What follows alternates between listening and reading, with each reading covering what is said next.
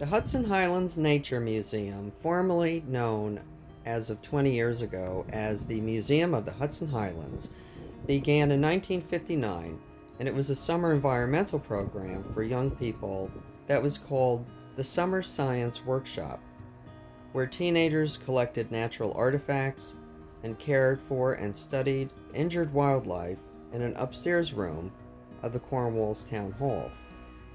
This is a picture of one of the original handmade signs that sat on the property of the museum. There's still the original out on the corner of 218 and River Road.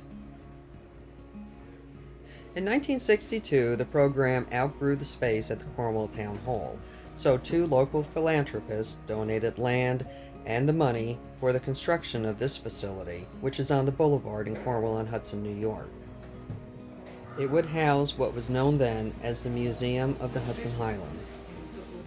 This is the tree of the benefactors that have helped to support the museum throughout many decades. This is called the Hall of Animals and was renovated in 1984. And this was an addition in 1978 called the Ogden Gallery. I practically grew up in this museum. I've been coming here probably first time as a school trip in the 1970s. And then afterwards, I could get here very easily on my bicycle because I lived locally. Most of these exhibits have pretty much remained exactly the same even after the renovation, and still beautifully maintained, and very easily capturing your interest.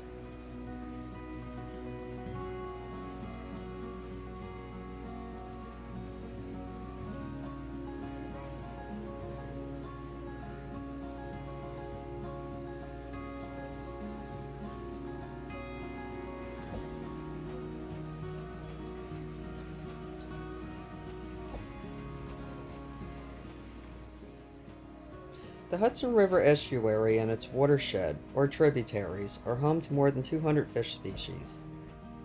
Striped bass, pumpkin seed, crabs, eels, sturgeon, you name it, we got 'em.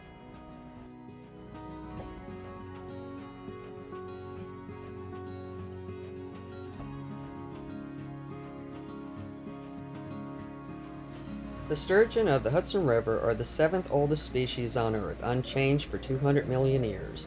They are symbols of the Hudson Estuary, their bony image displayed on signs dotting local highways where creeks spill into the Hudson.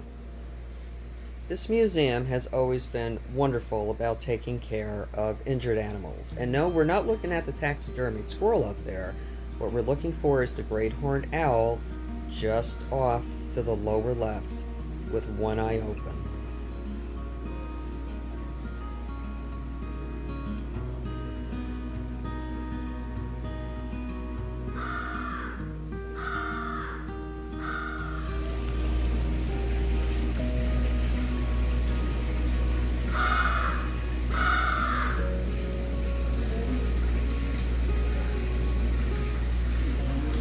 Eastern rat snake, one of our good friends.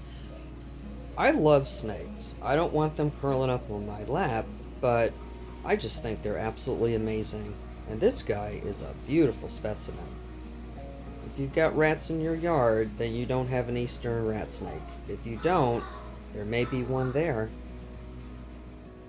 I've lived with eastern milk snakes in my basement. I've had females 4 feet long who have had many babies who I've tried to trap to bring down to the museum here, but they always escape. Unfortunately, many people confuse these with copperheads. If you see one, please make a definite distinction, because an eastern milk snake can be your best friend. Throughout the first part of this video, there's been a lot of background noise, and this is the perpetrator, Edgar Allan Crow. Let's see what he has to say.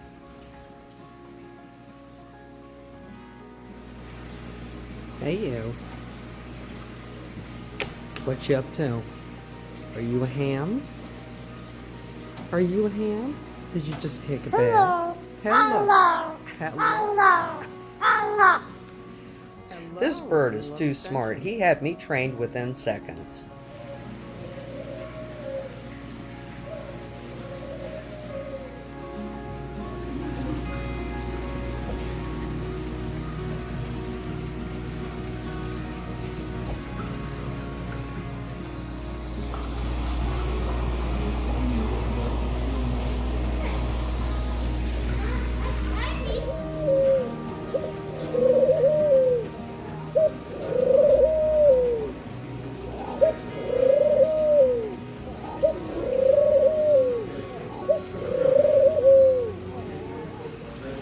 The other ham you heard earlier in the video, an albino turtle dove.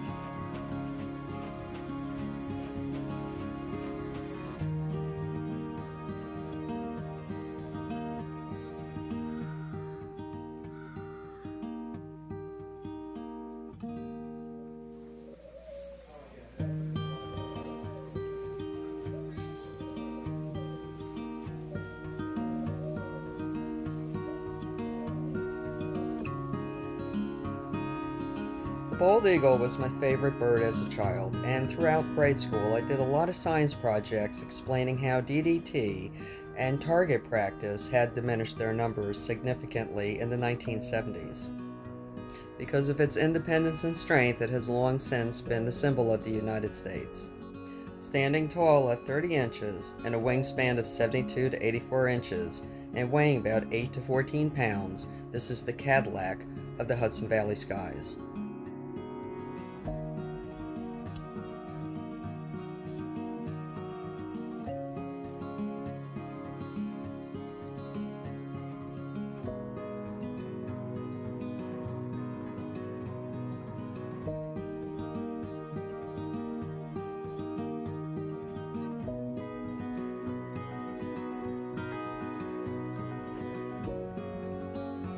I grew up with these boards at the Bear Mountain Trailside Museum. Just bear with me, I gotta press every button.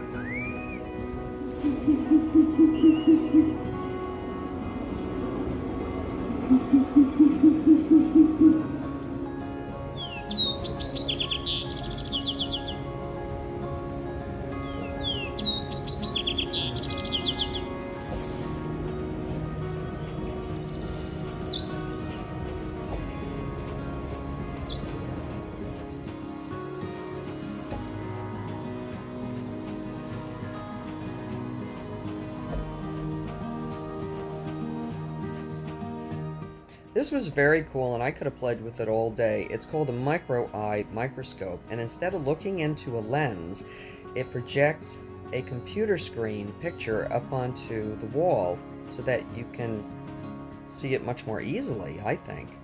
Very cool for the kids.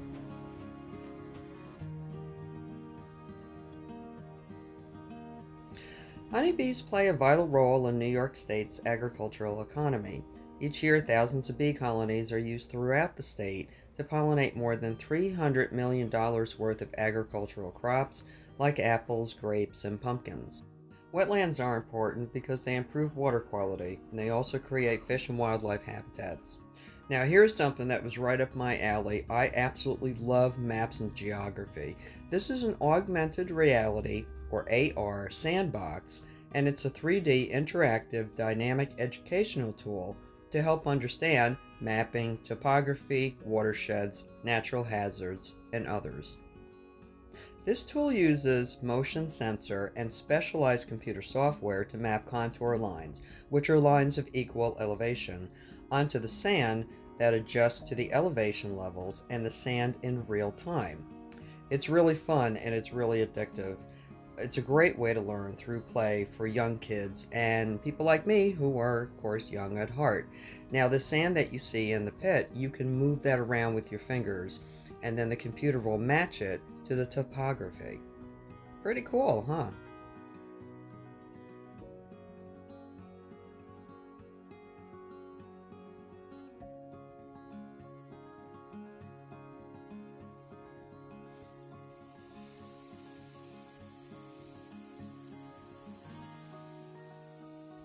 Well, I'm not done playing yet. There's a gift shop here that's loaded with great books, beautiful guides, pocket guides, golden guides.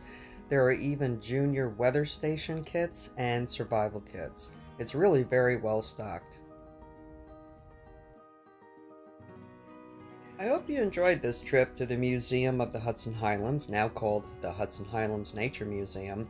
It's always been a favorite of mine. If you've been here before, I hope you revisit it, and if you've never been here and you're in the area, please stop by.